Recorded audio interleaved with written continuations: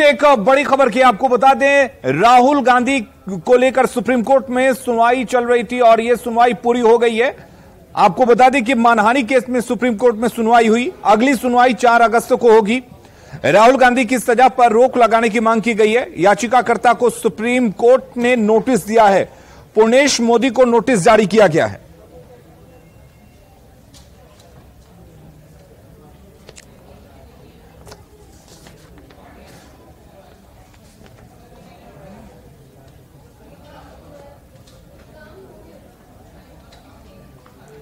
बिहार में कई नदियों का जलस्तर नीचे आ गया है, लेकिन अब भी उन नदियों में बाढ़ का खतरा बना हुआ है। हालांकि नदियों के आसपास रहने वाले लोग अब भी अपनी जान जोखिम में डालकर नदी को पार कर रहे हैं।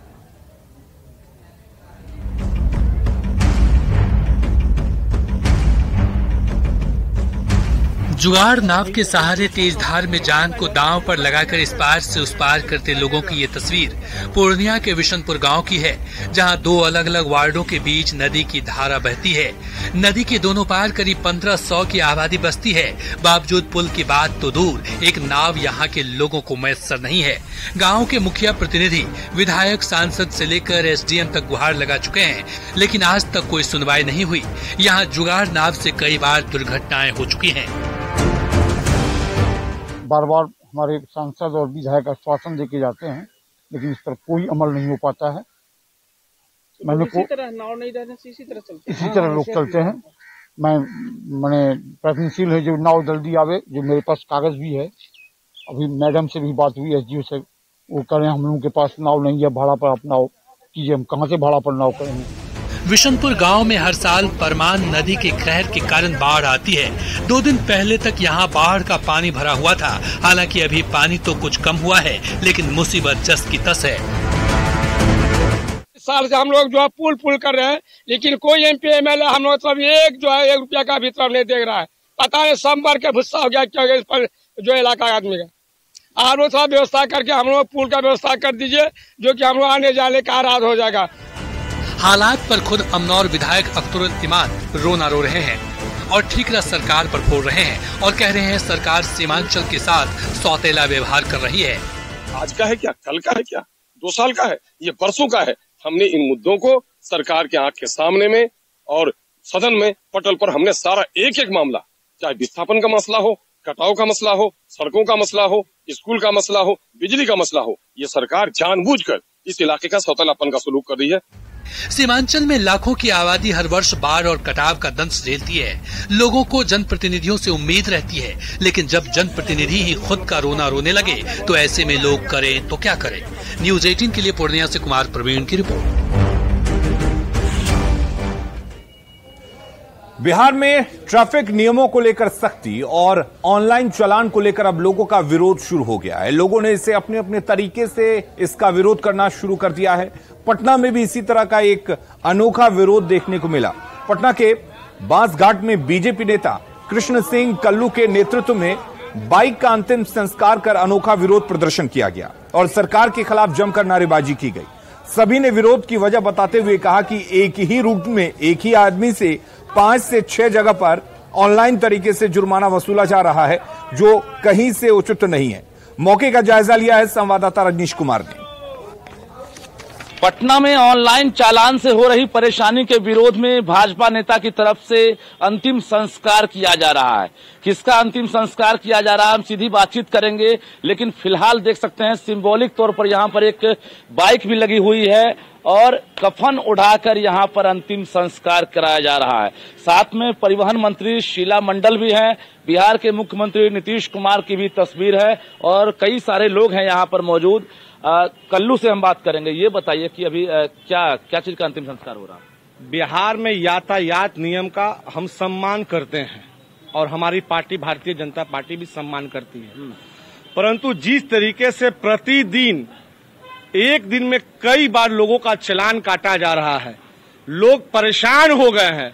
निश्चित तौर पे आज हम लोग पटना के बांसघाट पे मोटरसाइकिल का दाह संस्कार कर रहे हैं और हम लोग अपना दुख प्रकट कर रहे हैं, कि जिस तरीके से आम जनता जो परेशान हो रही है, जिस व्यक्ति का एक दिन का मजदूरी 400 रुपया 500 रुपया हो रहा है, वो आखिर 1,000 या 5,000 रुपए का जुर्माना कैसे भर सकता है। तो निश्चित तौर पे इस में संशोधन करना चाहिए राज्य सरकार को। इसलिए आज हम लोग राज्य सरकार को यह दाह संस्कार करके आईना दिखाने का प्रयास कर रहे हैं। नीतीश कुमार मुर्दाबाद। क्या नाम हुआ? कृष्णा कुमार सिंह कल्लू।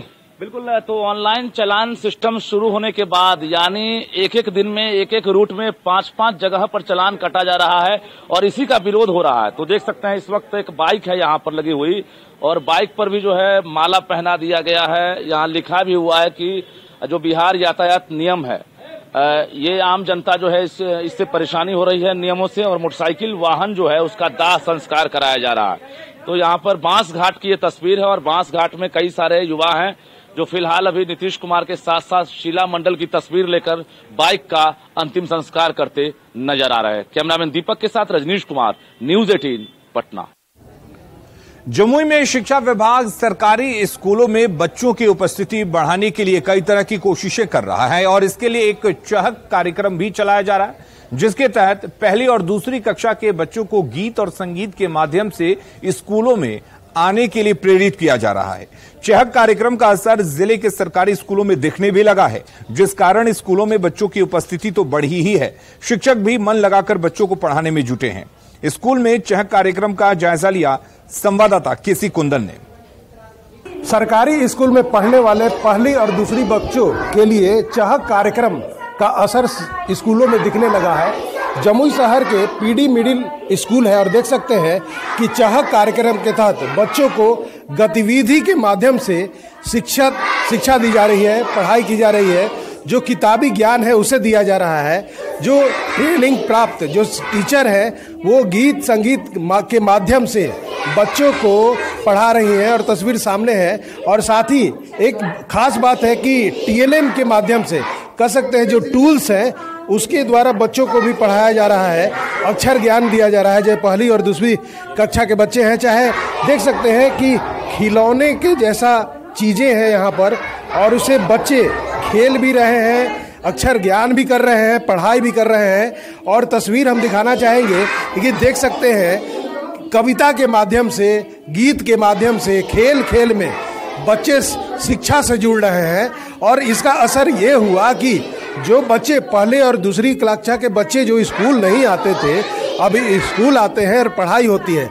जो शिक्षिका है उनसे बात करते हैं, क्या असर हुआ, ये चहक कार्यक्रम से क्या असर दिख रहा है?